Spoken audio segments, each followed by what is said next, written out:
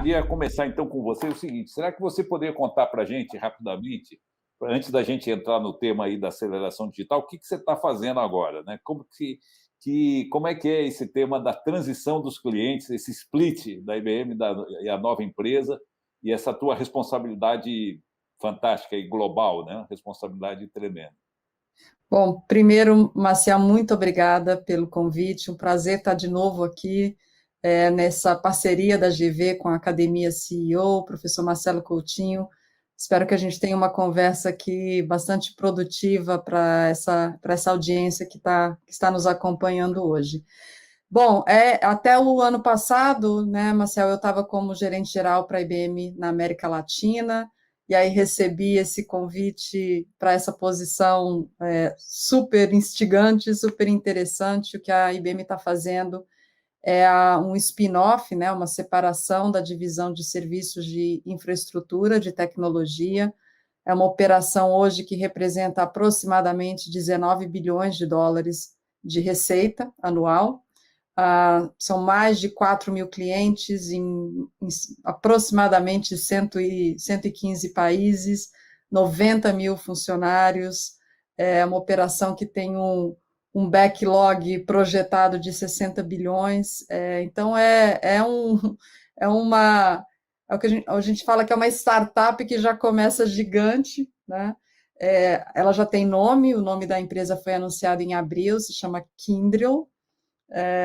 A pessoa está ainda aprendendo a pronunciar o nome, e significa uma mistura de kinship com tendril, kinship, né, de parceria, tendril de sustentação para crescimento, então parceiros para crescerem juntos, esse é o conceito, é o objetivo, né, que está por trás da empresa nova.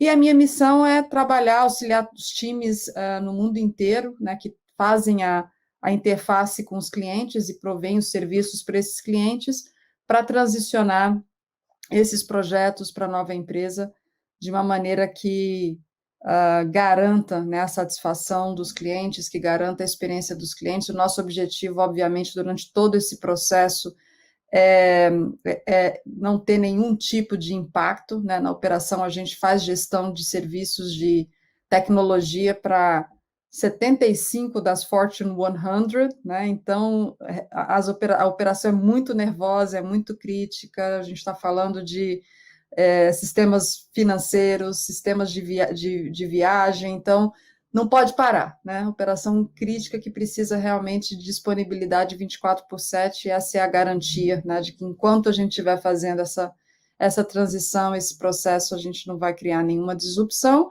e preparar os clientes para realmente terem uma operação, se possível, ainda melhor, né, quando o split efetivamente acontecer. As duas empresas vão ser totalmente independentes, né, uma da outra. A Kyndryl nasce realmente como uma empresa que vai ser totalmente apartada, vai ter seu próprio conselho, vai ter suas ações negociadas na Bolsa, mas continuarão sendo duas empresas parceiras, uma e outra vão provavelmente ter as maiores relações em termos de tamanho de negócio entre as duas empresas, então a gente vai seguir tendo aí uma relação muito forte para apoiar os nossos clientes. Então, esse é o momento que eu estou vivendo. Você vai ter uma visão muito privilegiada, né, de conhecer os clientes aí de infraestrutura, serviço do mundo inteiro, o que eles fazem, quanto custa, né? Muito Exatamente, legal. Grande exatamente. desafio.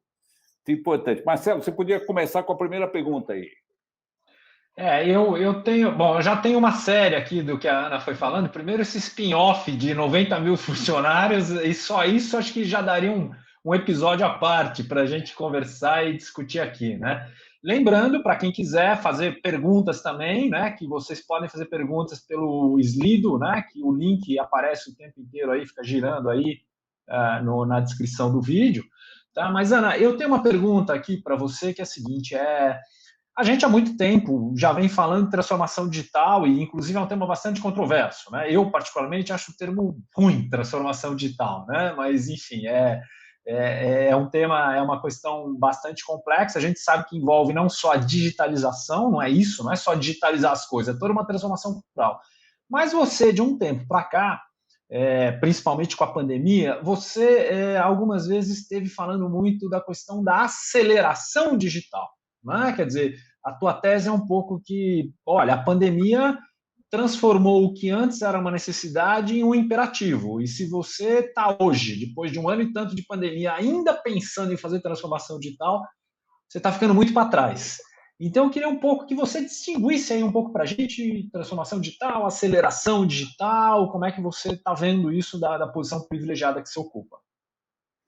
Acho que a pandemia mudou tudo para todo mundo, né? Essa aqui é uma grande realidade. Agora, a transformação digital era uma história que vinha acontecendo nas empresas. Eu costumo dizer que sempre numa linha, vamos fazendo, é nice to have, né? É algo que é importante para a gente se reposicionar, mas nunca foi visto como questão de sobrevivência, né? Nunca foi visto como missão crítica. A pandemia mudou tudo isso, né? Porque, no fundo, quem não tinha infraestrutura de tecnologia, que não estava preparado, realmente passou momentos bastante complicados, ou se adaptou rápido, ou realmente não conseguiu sobreviver a esse momento, né? Eu costumo dizer que a gente teve uma situação de um cliente, um grande varejista, né? Que teve que mandar mais de 3.000 pessoas para casa, né? Que estavam todas trabalhando no escritório, e a gente passou 72 horas configurando VPNs, né? Para que essas pessoas pudessem sair do escritório e irem trabalhar de casa, né? Então, a gente viu aumentos assim explosivos no consumo da nossa plataforma Watson, né? Em alguns casos, 2, 3 vezes em relação ao mês anterior, né? O mês de março em relação ao mês de fevereiro, porque precisou realmente criar novas formas de engajamento com o cliente que passaram a ser remotas, né? Então, A plataforma não dá mais Watson, tempo de pensar, né? a Watson é a plataforma de inteligência artificial de vocês, né? Exatamente. Olhando esses setores todos, você acabou de mencionar o varejo, mas você acha que o varejo foi isso onde isso ficou mais crítico? Ou você vê algum setor efetivamente que entrou numa velocidade de aceleração para fora da órbita terrestre? Você identifica algum setor mais específico? A gente fez um estudo super interessante de 18 setores, né, no mundo inteiro, o que aconteceu em termos de comparação das empresas que estavam performando, das empresas que tinham uma estrutura de tecnologia adequada e as empresas que não tinham, né. Os outperformers, né, na média, em 12 setores, tiveram um prêmio de receita de 6 pontos percentuais, né? No varejo, esse número chegou a 16 pontos. Na indústria de energia e utilities, 12 pontos. Né? Porque essa foi outra questão. Os hábitos mudaram todos, né? Quem que acabou tendo que ficar em casa, com certeza ligou para o provedor de internet para aumentar a banda larga, né? Teve que fazer alguns ajustes em casa para poder lidar com uma realidade de estar a família inteira trabalhando e estudando dentro de casa. Imagina esse tráfego todo entrando, né, na empresa, e você tendo que fazer isso tudo com atendimento humano, por exemplo. Seria inviável, né? Então, o que a gente viu realmente foram muitas empresas desenvolvendo muito rapidamente, assim, questão de dias, né, desenvolvendo soluções, plataformas, aplicações para lidar com essa nova demanda que estava chegando pelos canais eletrônicos. E isso foi, eu diria, bastante pervasivo. Obviamente, o resultado mais expressivo aconteceu em varejo, porque a gente passou a consumir eletronicamente o que a gente não consumia antes, né? Então, está aí, talvez, a indústria que se beneficiou mais por conta dessa transferência, né, no comportamento do consumidor durante a pandemia. Ana Paula, deixa eu te fazer uma pergunta em relação, assim, os nossos líderes aqui que estão assistindo a live, que a nossa audiência é composta principalmente para quem quer ser um líder melhor, quer se desenvolver. Quais são as oportunidades, assim, que as empresas têm na área, nesse tema da aceleração digital, né? A gente fala em inteligência artificial, nuvem. Quais são as oportunidades? Você podia me dizer assim um pouco o que você está vendo de oportunidade para as pessoas, para as empresas, para os líderes embarcarem nessa nova mega tendência? Bom, acho que a primeira grande oportunidade é crescimento, né? Você cria novos modelos de negócio, novos produtos, novas formas de chegar no cliente, né? Empresas que muitas vezes não tinham exatamente pensado numa logística que permitisse uma cobertura mais ampla, acabaram desenvolvendo isso porque viram a oportunidade, viram que era mais simples de executar ou de implementar do que se imaginava. Acho que a grande mudança, né, que a pandemia trouxe foi a mudança cultural. Então, todas aquelas resistências que existiam, né? Poxa, as pessoas trabalhando de casa, será que eu vou perder controle? Como é que eu garanto produtividade? Como é que eu tenho certeza de que está todo mundo, né, efetivamente engajado? Todo mundo conseguiu criar, né, mecanismos de ativar essa força de trabalho remota e muitos desses paradigmas, muitos desses preconceitos, né, deixaram de ser existido. No regulatório, né, algumas amarras que existiam, algumas proibições que existiam foram quebradas, né, por exemplo, telemedicina, por quanto tempo, né, a gente não pôde implementar soluções de atendimento médico remoto, porque de fato existe uma regulação de saúde que não te deixa fazer e que foi sancionada, né, para ser liberada por conta, né, da pandemia. Então, eu acho que quando você mexe regulatório, quando você mexe cultura, o resultado é explosivo, né, porque você tira as duas grandes travas, né, para explorar o novo e para trazer inovação. Eu acho que você falou de crescimento, essa possibilidade do crescimento, do network effect, né? Do negócio crescer violentamente, que é o digital, né? No físico não dá para fazer isso, né? No físico Exato. não Não, dá. e pensa, né? Você, da noite para o dia, você pode se transformar numa empresa global, né? Não só como provedor, né? Como prestador de serviços e produtos, mas como consumidor também, né? Talento. Você pode estar buscando talento em outros lugares que antes você pensava que a sua única base seria localmente, né? Então, eu acho que muda muito a forma de produzir, a forma de se relacionar com clientes, a forma de desenvolver produto, e isso para quem gosta, né, de aprender, para quem gosta de se desenvolver nesse mundo, é o que trouxe realmente de oportunidade. Ô, Ana, você. Desculpa, Marcel, é É só uma você, vai questão lá, pegar um vai lá. gancho que Não, só não, pegar vai um lá, gancho que vai a lá. Ana falou. Vai lá. Lembrando, para quem está assistindo, que não sou eu, Maciel, aqui fazendo perguntas, tá? Quem quiser pode fazer pergunta aí pelo Slido, o link que aparece aí. Mas, enfim, Ana, você tocou num ponto aqui que é, na verdade, a grande discussão que às vezes a gente tem eventualmente com consultoria, etc e tal, alguns clientes que a gente conversa também, que é assim, é a questão, acima de tudo, de uma transformação cultural. Né? Quer dizer, as pessoas muitas vezes vêm com uma coisa que é assim, digitalizar processo. E, na verdade, nós estamos falando de uma coisa bem mais complexa. Né? Entendendo que as questões regulatórias são algo que estão um pouco fora da alçada de um diretor executivo, ou de um empresário, de uma empresa de médio porte, etc. E tal, pensando um pouco aqui no contexto brasileiro, na tua experiência do contexto brasileiro também, etc.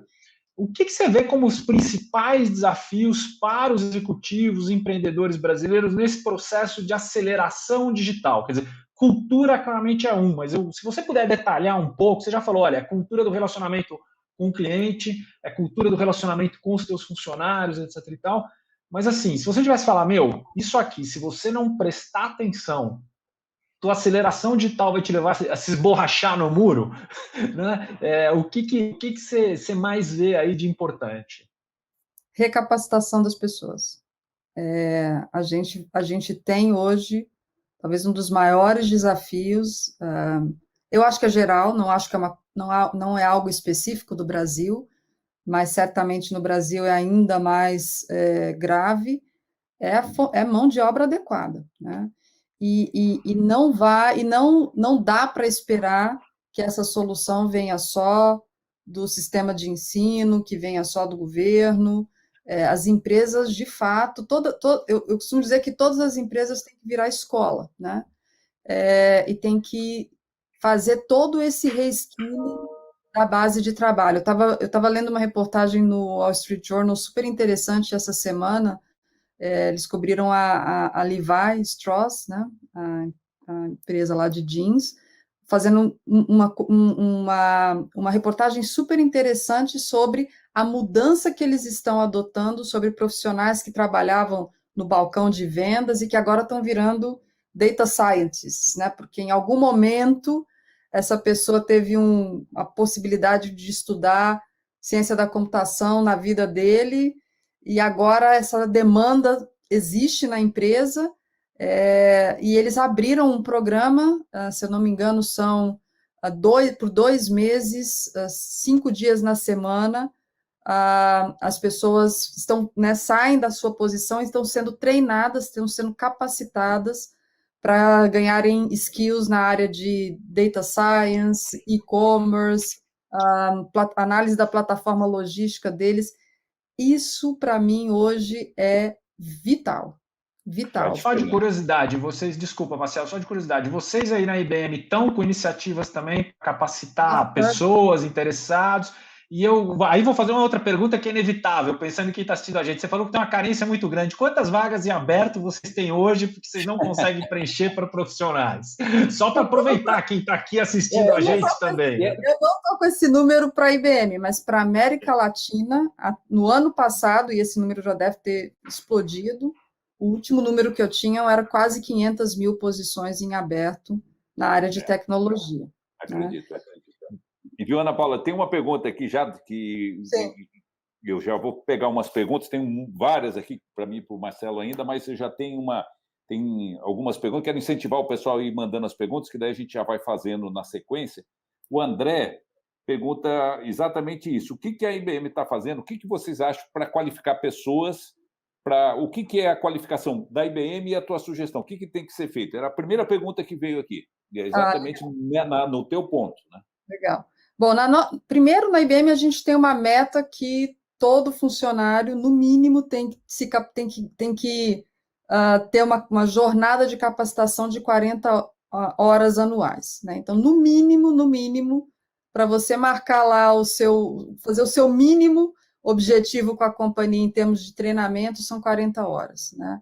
A gente desenvolveu uma plataforma que se chama Your Learning, que é uma mistura de um Netflix com o YouTube, né? Assim, a gente disponibiliza, de fato, todo um conteúdo, né, de capacitação, e pelo perfil, né, do profissional, a gente recomenda quais são os treinamentos que essa pessoa precisa fazer para se manter atualizada e adequada às necessidades que a empresa vai ter nos próximos meses. Inclusive, diz também, olha só, não gasta mais tempo estudando isso aqui, porque não vai ser algo que a gente vai focar daqui para frente. Né? Então, te dá realmente essa visão de que caminhos, né, você deve seguir para seguir avançando na sua carreira na companhia.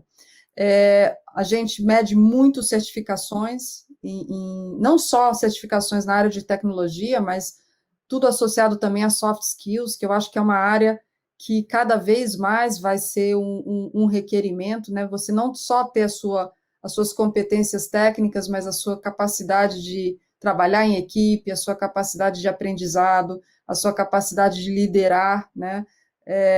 Hoje, cada vez mais, esse trabalho colaborativo multidisciplinar vai ser fundamental, porque a gente agora só lida com problema complexo, né? E problema complexo envolve vários pontos de vista.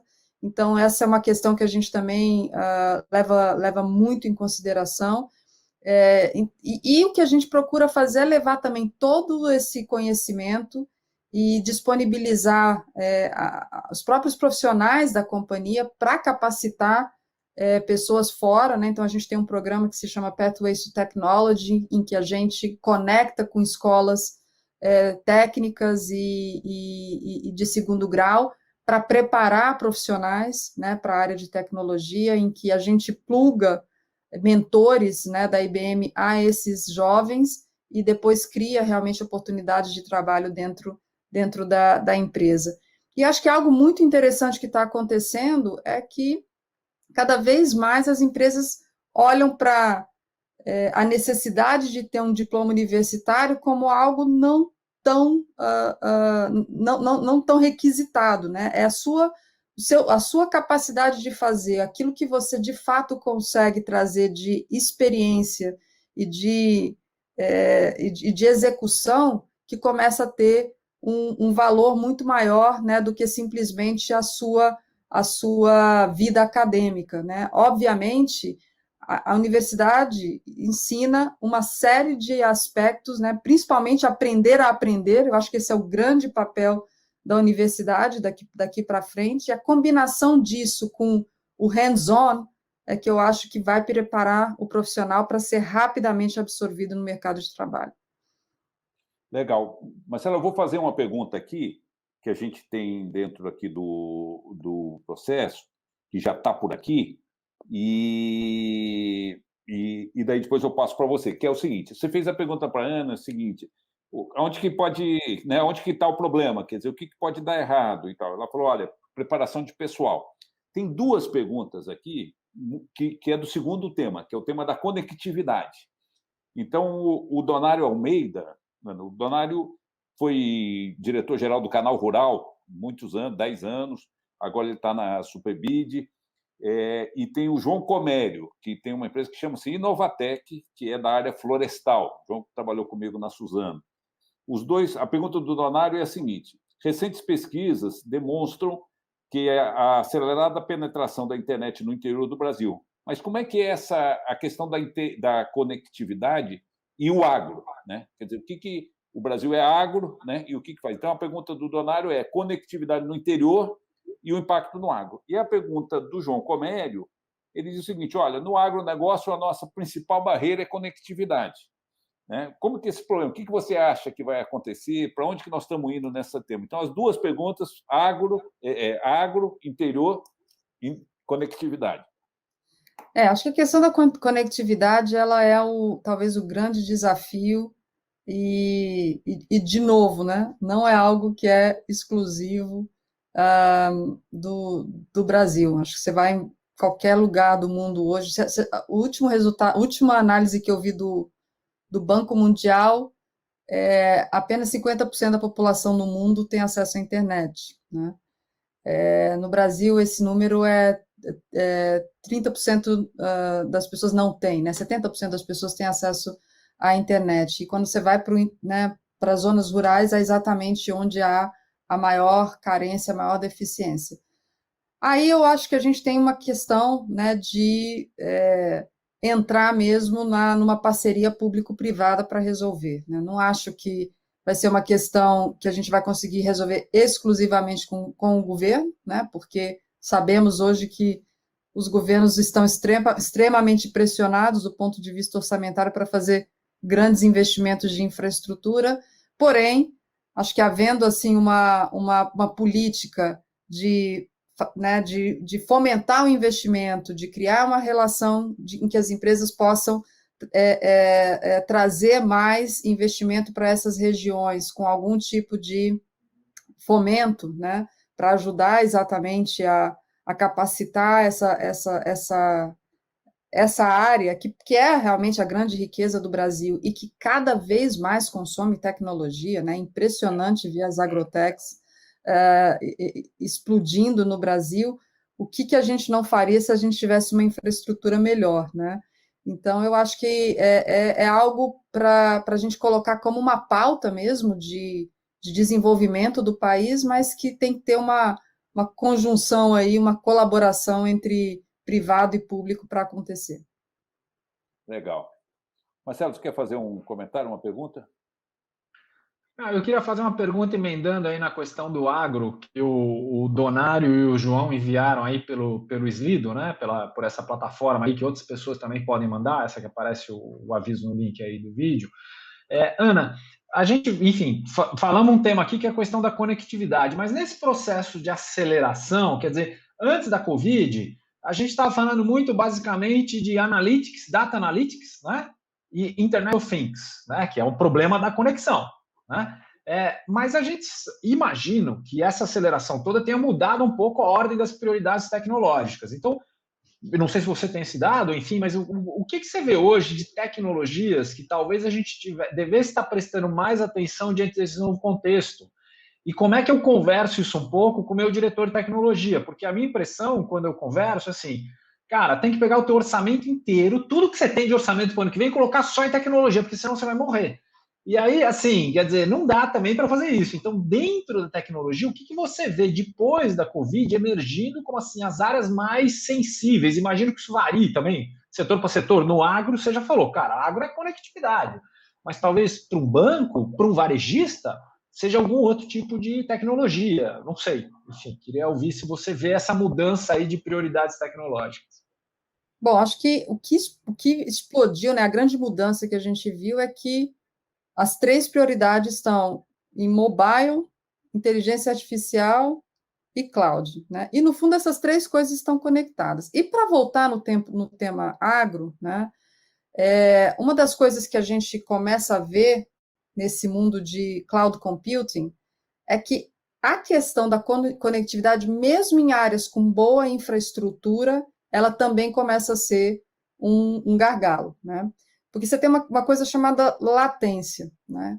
Que se você tiver uma distância grande entre onde o processamento precisa ser feito e o servidor, você perde resultado, você perde performance da aplicação. Então, existe todo um conceito agora de edge computing, né, que você joga o poder computacional para as pontas e que eu acho que vai ser uma solução cada vez mais utilizada para IoT, né, consequentemente, vai apoiar aí essas áreas mais desprovidas, né, de infraestrutura de banda larga, para que você consiga fazer mais processamento na ponta e não dependa tanto dessa conectividade com a infraestrutura central das clouds, né? E o importante é você ter um modelo de aplicação que permita que a sua aplicação seja executada no melhor ambiente possível para dar essa performance que o usuário precisa. Isso também é o que está muito por trás do 5G, né? O conceito do 5G dar essa perda, né, de latência para as pontas, para que você consiga executar algumas aplicações que hoje, se você usar 4G, se você usar a infraestrutura atual, você não consegue executar, porque qualquer milissegundo de perda que você tem, você pode gerar um erro, né? Quando você está dirigindo um carro, por exemplo. Deixa eu ver se eu entendi. Na minha concepção, o 5G iria reduzir essa latência. Exato. O 5G vai reduzir essa latência. Porque o modelo dele é um modelo mais distribuído de rede. Né? Aponta, viu, Ana Paula, o seguinte, esse que você está mencionando é o conceito do veículo autônomo, né? Exatamente. Era onde eu ia... Só vai funcionar se for assim, né? Porque ele tem que processar. Trator autônomo. No caso do agro, é o trator autônomo. O trator autônomo. Exatamente. Então, isso, né? É isso mesmo. Você sabe que ali milissegundos que você perdeu na direção do volante, você pode causar um acidente, né? E se você fosse fazer porque são gigas e gigas e gigas, na verdade são teras e teras e terabytes de dados trafegando. Se você fosse fazer tudo isso, né, indo para um servidor central na nuvem, seria absolutamente inviável, e aí realmente que entra o 5G para ajudar, e esse conceito, né, de satélite, esse conceito de edge computing, que leva mais poder de processamento para a ponta. Muito legal. Ana, deixa eu fazer uma pergunta aqui, que é do Luiz Maza. Ele fala o seguinte, tá bom, mas e o pequeno e o médio empreendedor? Né? O pequeno e o médio empreendedor, como que eles podem participar dessa aceleração digital? Principalmente quem está um pouco fora dos centros. O que você vê em pequenas e médias empresas? Quais são as oportunidades? Pergunta aqui do Luiz Maza. Bom, primeiro, acho que o grande benefício da cloud é que ela democratiza muito, né, a tecnologia, porque os serviços estão todos ali disponíveis, dependendo do consumo que você tem modelos freemium, né, modelos que permitem uma cobrança por aquilo exatamente que você consome, sem você ter que fazer um grande investimento de capital na entrada, né, do projeto. Então, acho que esse é primeiro grande benefício que a cloud traz. Segundo, os grandes provedores hoje de plataforma, né, permitem que você monte todo um negócio hosteado numa plataforma de e-commerce dessas, um Mercado Livre da vida, uma Vitex da vida, que já coloca o teu ambiente online, o teu ambiente de e-commerce funcionando. Toda essa parte agora de logística de última milha, né, te dá muito mais flexibilidade de entrega e um consumidor que agora está mais, né, interessado e favorável a pagar um frete, por exemplo, né? Então, tudo isso mudou. E eu acho que essas plataformas, junto com a cloud, as soluções que você pode incorporar de inteligência artificial para criar uma forma de engajamento com o cliente que seja mais rápida, mais responsiva, que também você consegue utilizar essas soluções a preços muito, muito, muito baixos, né? O Watson mesmo, para alguns volumes de consumo, você pode utilizar a plataforma sem custo. Então, acho que hoje existe muita disponibilidade, é uma questão de ter criatividade, né? E vontade de repensar um pouco o modelo de negócio para fazer essas grandes mudanças aí na forma de atender o cliente. Democratizou, né, Ana? Você usou essa expressão, né? Democratizou. Agora, eu acho que é a cabeça da pessoa, dos empreendedores, de saber que agora tem um mundo. Você falou, ó, global, o mercado agora é global, você pode ter e-commerce, você pode entregar, você pode fazer, quer dizer, existe, você pode oferecer serviços e tal. Então, independente de onde você estiver, né? Eu acho que a pandemia mostrou, né, o que você pode fazer. Então, a pergunta muito legal nesse sentido. Agora, você falou um pouquinho de inteligência artificial, né, Marcelo? Acho que isso aí é um tema legal, tem o Watson e tudo. As pessoas também pensam na inteligência artificial ainda como uma coisa assim longe, né, difícil e tal. E tem muita coisa acontecendo com acesso e tal, né? Então, eu pedir para você falar um pouquinho sobre isso, né? O tema da inteligência artificial, do uso da inteligência artificial, com exemplos e tal que você conhece bem, que as empresas, os líderes podem começar a utilizar e trabalhar. Um tema da inteligência artificial. Legal. Tem algumas coisas que a gente às vezes nem sabe, né? Por exemplo, a Lu da Magalu é uma plataforma que usa o Watson, né? Para fazer a interação com o usuário do Magazine Luiza, né? Então, muitas das interações que você certamente faz no seu dia a dia com sites ou até no WhatsApp, provavelmente você está falando com um robô, né? E a linguagem é extremamente natural. E esse foi o grande diferencial mesmo do Watson, né? Quando a gente criou a plataforma, ela foi desenhada para participar de um jogo de perguntas e respostas, né? Que era o Jeopardy lá nos Estados Unidos, e o treinamento mesmo foi entender as nuances da linguagem humana. Outro exemplo, né? Bradesco com a Bia, né? E a Bia agora começando a identificar situações de uso abusivo, né, de linguagem. Então, assim, claramente, acho que foi um começo difícil, né, porque treinar esses algoritmos não é uma tarefa simples, mas eu costumo dizer que as empresas que apostaram, que investiram nessa tecnologia, lá no começo são as empresas que agora estão colhendo os frutos, né? Porque, de fato, é um processo de treinamento que toma tempo. Hoje o algoritmo está muito mais treinado, capacitado, principalmente no idioma do português brasileiro, né? Então, toda essa história que a gente teve, né? Se a gente parar para pensar que o nosso projeto com o Bradesco nasceu em 2015, e o Bradesco foi o grande patrocinador mesmo de traduzir, né, de trazer o Watson para a língua portuguesa. Foi um longo caminho e a gente vê hoje uma adoção impressionante, né? A TIM, por exemplo, nos sistemas deles de interação com o usuário, utiliza a plataforma, né? Então, toda essa interação que hoje a gente acha que está falando, né, com alguém num chat, muito provavelmente é um sistema de inteligência artificial que está por trás disso. O que vem pela frente, né? No tema inteligência artificial, principalmente quando a gente fala de linguagem. é a capacidade da plataforma de argumentar, né?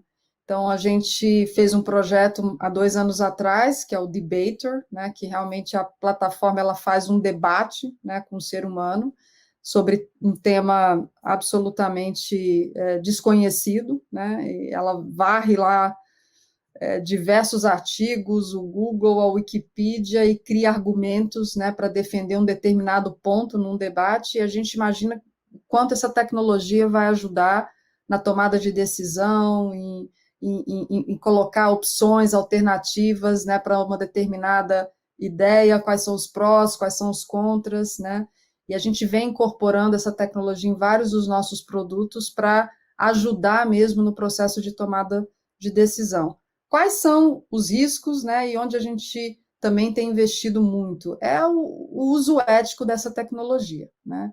É você garantir que você está desenvolvendo um algoritmo que é livre de vieses, né? Você desenvolveu um algoritmo que respeita a privacidade do usuário. Então, esse código de ética por trás da inteligência artificial é algo que acho que é a grande fronteira que a gente vai precisar cruzar agora e garantir que todas as empresas, né, que participam desse processo de desenvolvimento sigam essa forma ética e responsável de desenvolver inteligência artificial.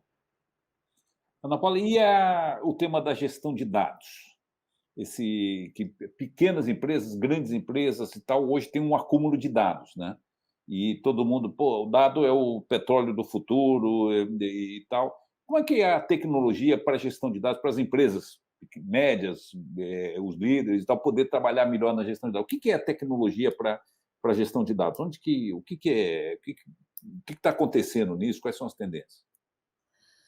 Acho que a tendência principal hoje é você ter cada vez mais plataformas, né, que permitam a troca de dados de uma maneira que seja segura, né? No fundo, como a gente comentou aqui antes, né, todo mundo faz parte cada vez mais todo mundo faz parte de um ecossistema, né? Você vai ter que abrir a sua empresa para colaborar com outras, e isso se traduz efetivamente numa troca de informação de um lado para outro, são as famosas APIs, né? São as famosas APIs, são exatamente esses códigos que permitem, né, que você, por exemplo, faça uma chamada para uma plataforma do WhatsApp, por exemplo, ou do Facebook, etc. Essa questão de organização de dados hoje, para mim, talvez o grande foco que as empresas, de fato, vão precisar ter, até por uma questão de governança, né? A LGPD, que é quase que uma réplica do GDPR aqui no Brasil, vai exigir esse controle, essa governança, essa garantia, né, de que você está cuidando dos dados, porque os clientes vão exigir cada vez mais essa segurança, né? Você não vai mais, para você transacionar com uma empresa e passar informação, você vai ter que ter a tranquilidade de que aquela empresa vai cuidar bem das suas informações, e é isso que está por trás, né, de todo o conceito do LGPD. Então, acho que tem uma questão que é governança mesmo, e é muito associado a processo, e existem hoje várias ferramentas, né, que permitem ser, e não precisa ser, Maciel, coisa cara, né? Tem muito open source hoje que permite você, né, fazer uma excelente gestão de informação na empresa sem ter que fazer um investimento gigantesco em plataformas proprietárias de armazenamento de dados. Eu queria pegar um gancho nisso que você falou, Ana, porque tem um caso... Perdão, Marcial, vai lá. Só para complementar, Marcelo, eu te passo uma pergunta aqui do Bruno Rodrigues, que é exatamente nesse ponto, e aí passo para você. Ele fala assim, o Bruno, a integração e controle de informações, essas integrações de empresas, etc., isso já é realidade no Brasil? Já ocorre? Ou é para frente? Então, é a pergunta do Bruno. Não, já acontece. Tem troca, tem muita troca acontecendo aí. Vai lá, Marcelo. Não, eu queria pegar um gancho, então, aproveitando também essa pergunta do Bruno, que ele fez aí através do Slido para a gente, e quem mais tiver também, por favor, né? Ana, você falou de inteligência artificial e você voltou também à questão regulatória, né? E que, ao mesmo tempo, você falou, mas também é um negócio que hoje no Brasil já está ao alcance de uma série de empresas. Eu tive acompanhando o caso de uma empresa, fez um trabalho muito interessante. Eles são do setor financeiro, mas eles atuam fora do eixo Faria Lima. E o que eles têm? Eles, utilizando uma plataforma, eles leem os diários oficiais de não sei quantos municípios brasileiros, né? A plataforma lê, a inteligência artificial lê, para eles identificarem empreendimentos imobiliários fora do eixo Rio-São Paulo, e eles entram em contato, porque isso tudo tem que ser publicado no Diário Oficial, quando o cara pede a primeira licença, e eles entram em contato para tentar financiar. É uma maneira de você distribuir um pouco, sair do eixo de financiamento de construção civil só do Estado de São Paulo. E eu estava conversando com algumas pessoas envolvidas nessa operação, e é uma empresa relativamente pequena, etc. e tal, com um trabalho muito interessante. Mas aí entrou um pouco a discussão da regulamentação, porque obviamente eles querem se expandir para outros países, mas há países aqui na América Latina mesmo que essa é uma operação mais complicada, porque esbarra numa série de questões de regulamentação. E você volta, quer dizer, regulação foi o tema que você abriu sua fala hoje, inclusive, né? Então, eu queria um pouco, você, com essa experiência internacional que você tem, como você acha que a legislação brasileira está em relação à legislação de outros países? Quer dizer, nós estamos efetivamente na vanguarda desse processo, estamos bem, estamos mal, e se isso pode ser um obstáculo para a expansão em outros países da América Latina? Porque o feedback que eu tive desses caras é que a realidade na América Latina, em termos de proteção e legislação de proteção de dados, é incrivelmente dispar. São muito díspares. Eu acho que o Brasil realmente saiu na frente, né? Eu acho que a LGPD ela é no mesmo nível de qualquer padrão internacional e até com um pouquinho mais de flexibilidade, né, do que a própria GDPR. Então, eu acho que o Brasil não tem, assim, não fica devendo em relação à legislação de outros países, e acho que o Brasil foi quebrando algumas barreiras, né, como eu comentei logo no começo, toda essa questão, né, de saúde, a gente hoje poder realmente ter um processo de atendimento remoto, é algo que começa a mostrar, né, o país andando na direção certa. Acho que a questão é acelerar, permitir cada vez mais, né, que esse tipo de barreira, né, seja quebrada, obviamente sem prejuízo à privacidade e segurança, né? Eu acho que no final do dia esse é o grande aspecto que todo mundo precisa cuidar, e passa também muito, né? Eu acho que regulação é importante, mas para mim o mais importante é a educação das pessoas. Por mais que você tenha regulação, você pode ter, por exemplo, uma Constituição maravilhosa, mas se as pessoas não conhecem os direitos delas, né, se as pessoas não sabem exatamente como que uma plataforma pode usar o dado dela de uma maneira que não seja adequada para o que essa pessoa precisa, então ela não vai ter como combater também, né? Então eu acho que é uma combinação das duas coisas, é você ter uma legislação adequada, mas você ter as pessoas cada vez mais cientes e conscientes, né, de que elas precisam batalhar pelos seus direitos digitais, né? É um outro aspecto da capacitação que você também falou, né? Quer dizer, mais um ângulo da capacitação também que você citou lá no começo. Sem dúvida. E acho que as pessoas estão ficando cada vez mais conscientes disso. Ana, vou voltar aqui para o tema das profissões, tá? Tem várias perguntas aqui. Ó. Vou fazer 3 perguntas juntas aqui ao mesmo tempo. Então, tem uma pergunta. Primeiro, assim, da Margarida Coimbra Nascimento. Ela fala assim, quais profissões serão mais afetadas nesse ambiente? Profissões que vão ser mais afetadas e as oportunidades também, aonde que vai ter oportunidade. Aí tem uma outra pergunta aqui que diz assim, e os robôs vão assumir, qual vai ser o papel do ser humano nas empresas se o robô fizer tudo? É essa pergunta. E tem pergunta aqui sobre o tema das mulheres na tecnologia. Senão vamos deixar um pouquinho para a próxima. Vamos fazer essas duas aqui, da Margarida e essa que é anônima, sobre profissões mais afetadas e oportunidades de profissões, e o papel do robô e o papel do ser humano nesse ambiente. Todas as profissões vão ser afetadas. Ninguém vai escapar. Ninguém vai escapar. Acho que a diferença é o grau, né? Onde o A quanto a dose. tecnologia de fato substitui aquela função e o quanto a tecnologia complementa ou faz parte, né? Eu costumo dizer, daqui para frente não vai ter um médico que vai fazer um diagnóstico sem consultar, provavelmente, a opinião de uma plataforma, né? Então, eu acho que não vai ter um juiz que vai emitir uma sentença sem fazer uma análise, sem ter um assistente, né, virtual que vai dizer para ele o que aconteceu em 20 casos semelhantes àquele ali, né? A jurisprudência vai estar ali disponível para ele real time, né? Ele não vai ter que Um passar a noite. adendo, o médico eu concordo com você, o juiz eu já tenho mais dúvidas, tá? Mas tudo bem. O advogado vai poder usar a informação para poder. Está vindo uma Né? nova geração de juízes aí, essa turma de 30 anos e tal, juízes aí que estão passando nos concursos, vão todos olhar aí as jurisprudências anteriores. Né? Então, eu acho que é isso, né? No fundo, todas as profissões vão ter. Da mesma maneira que no passado a gente teve que se adaptar, usar calculadora, usar editor de texto, ao invés da máquina de escrever, né? Eu sempre tento fazer um pouco dessas conexões para dizer, cara, não é nada muito diferente do que a gente viveu ao longo da nossa vida, né? Em termos de nos adaptarmos a novas tecnologias, é que ela é muito poderosa, né?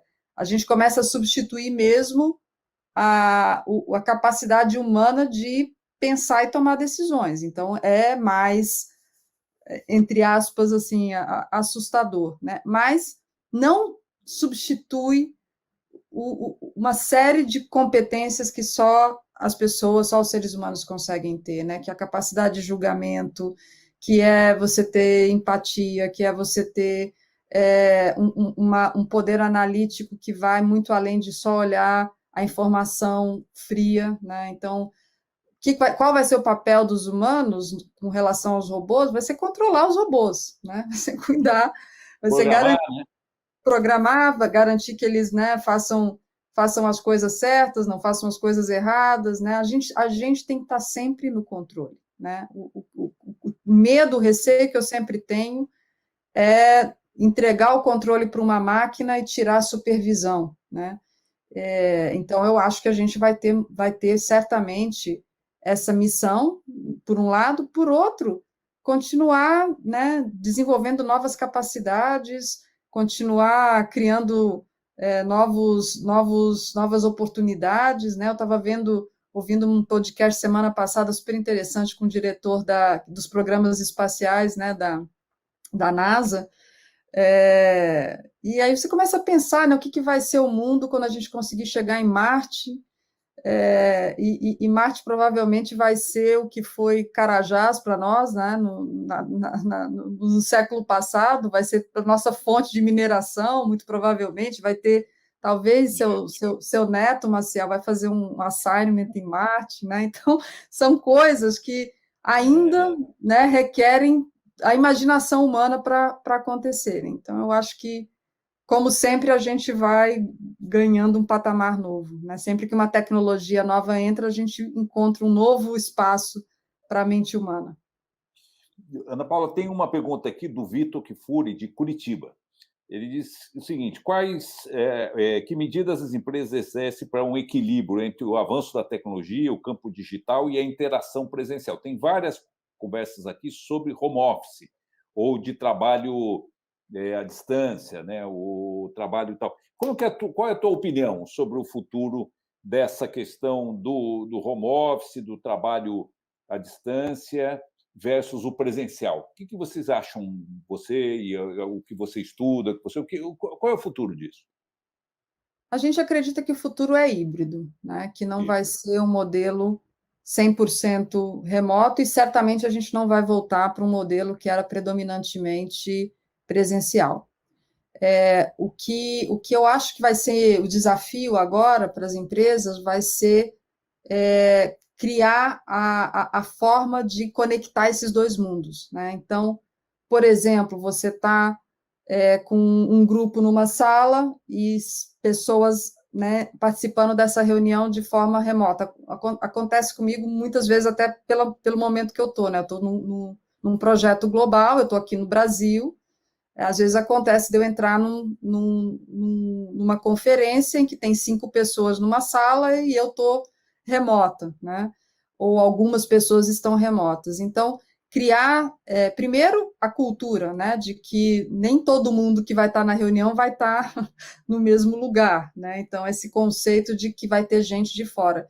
E, realmente, as empresas de tecnologia estão começando a criar plataformas que vão tornar essa experiência de remoto e físico, remoto e local, mais natural, mais integrativo. Então, acho que esse vai ser o grande passo, e o segundo, um pouco da definição, né, das políticas, o que faz sentido fazer localmente, o que faz sentido fazer remotamente, criar formas de que o trabalho possa ser executado de maneira mais assíncrona, né, que não tenha que estar todo mundo junto para executar uma tarefa.